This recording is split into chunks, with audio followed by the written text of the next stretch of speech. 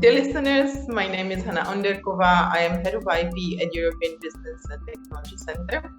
And together here with me, I have Professor Alexander Wurzer, who is a professor at the Center for International Intellectual Property Studies at University of Strasbourg. And we are here to discuss High Growth Technology Business Conference, which is to be held in November 2022. And this conference is organized by European Patent Office and Licensing Executive Society International, aka. So Alexander, High Growth Technology Conference Business aims to support technology-driven businesses. This conference is essentially in two tracks. One is the business track and one is the IP track. And could you explain the difference between these two concepts so our audience can choose the track suitable for them? Yes, sure. So basically it would be great when they attend both, maybe one live and one later. I mean, at the end, what we're talking about is always business, but the question is from which perspective, which angle you come and what is especially important for you. So when you choose the IP perspective, then typically you are assumed an IP expert. And the question is, from the direction, from the perspective of an IP expert, how can you make your contribution for the SME business? What exactly is that? Typically as a patent attorney, let's say, from outside, or a lawyer, or somebody who is inside in the company. But especially when we talk about SMEs that are outside counsels or law firms which try to help the SME to meet their objectives in business purposes, in business means. And that means that these IP guys try to understand what the companies really want to do and how they can support.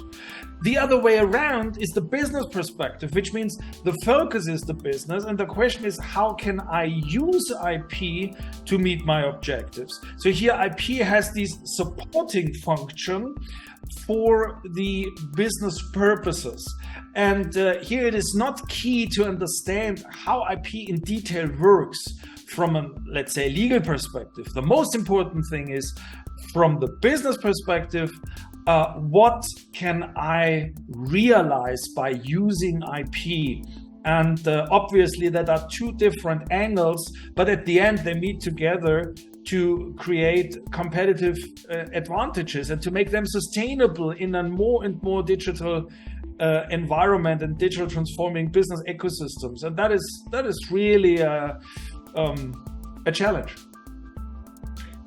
Thank you, Alexander. I think it's, as you rightly say, we see it all the time, or at least for myself, when I talk to SMEs, that they see really IP as something which they don't consider in the business context. So I think from that perspective, it's of course very interesting that EPO and LSI are, taking this to various angles to talk about the IP in this context.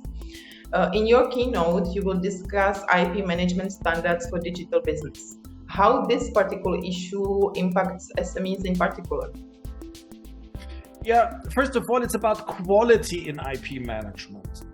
And these standards are insofar very interesting as they try to explain that it doesn't help when you wait till the inventor made an invention before you start to think about IP.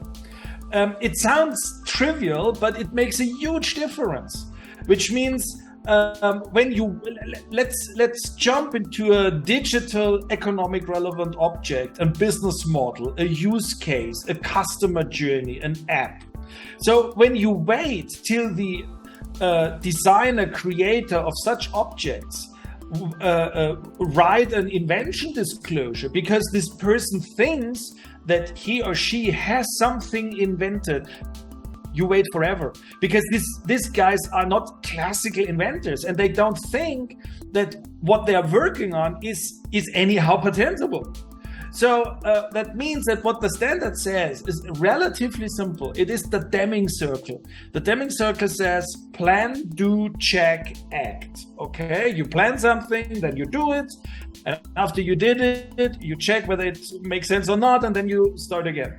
So And when we wait till something is invented, we start with the do. The question is, where is the plan? So, and that means when we want to implement digital businesses, we start with the plan in terms of we have a demand on IP. We want that these digital objects are first patentable and second free of third-party rights. And that means that we have to create them intentionally, that they get this characteristic, and we do not hope that they might have that characteristic after we realized it, because in most cases that simply doesn't work. That's what the standard says, and that's why they are so incredibly helpful when we want to establish successful digital business as an SME.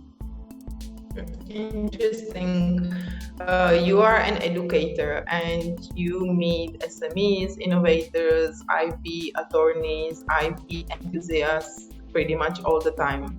As per your opinion, what the European businesses need to further improve and implement, and how this conference helped them to do it?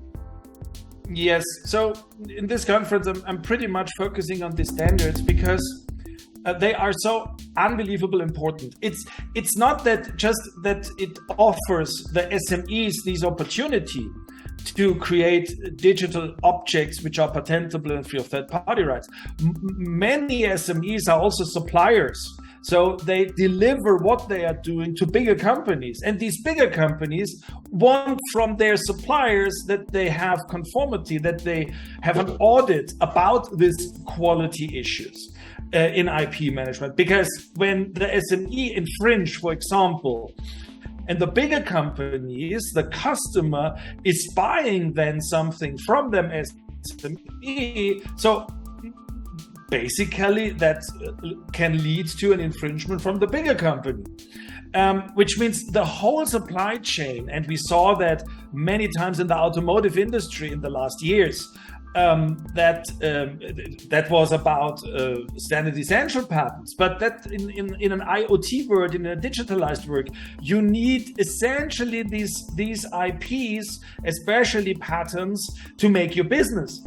And that means when you do not fulfill that requirements of the quality standards in IP management, you will get in deep trouble. Or the other way around, these standards can help you to avoid this kind of risk exposure. And I would say that this knowledge and information should spread around, and we offer also together with HTBC from the EPO, we offer training and awareness campaigns and programs to help the SMEs to learn more about the implementation of the standard. And that it is not a huge administrative burden.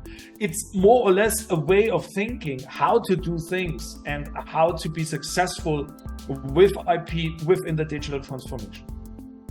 Thank you, Alexander. It sounds very exciting, and I hope that our listeners are very keen and to join the event. So 21st and 22nd November 2023, and we'll be all looking forward to seeing you there. Thank you very much for having me.